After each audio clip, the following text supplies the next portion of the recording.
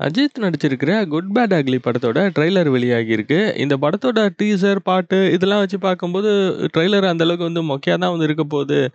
படமும் வந்து அந்த அளவுக்கு நல்லா இருக்காது அப்படின்னு சொல்லிட்டு தான் வந்து தோணுச்சு. பட் ட்ரெய்லர் ரொம்பவே சூப்பரா வந்து இருக்கு.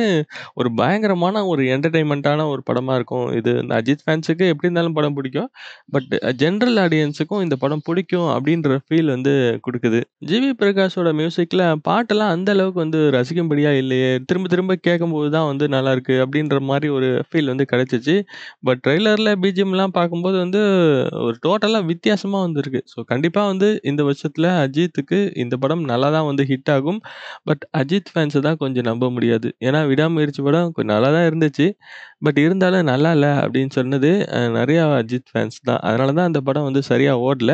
அஜித் ஃபேன்ஸே அந்த படம் நல்லா இல்லன்னு சொல்லிட்டாங்களே அப்படின்னு சொல்லிட்டு, நெறைய ஜெனரல் ஆடியன்ஸ் விடாமுயற்சி படத்துக்கு போகாமலே வந்து விட்டுட்டாங்க. பட் ஜெனரல் ஆடியன்ஸுக்கு அந்த படம் புடிச்சிருந்துச்சு. அஜித் ஃபேன்ஸ் அந்த படம் நல்லா இருக்குன்னு சொல்லியிருக்கலாம். சொல்லியிருந்தா அந்த படம் நிச்சயமா வந்து ஒரு பெரிய வெற்றி அடைஞ்சிருக்க வாய்ப்புகள் இருக்கு. இப்ப குட் பேட் அக்லி படத்தோட ட்ரெய்லர் உங்களுக்கு எப்படி இருக்கு? நல்லா இருக்குன்னு தோணுதா? படம் ஹிட் ஆகும்ன்னு தோணுதா? இல்லன்னா ஃப்ளாப் ஆகும்ன்னு தோணுதா? உங்களுடைய கருத்துக்கள கமெண்ட் செக்ஷன்ல சொல்லுங்க.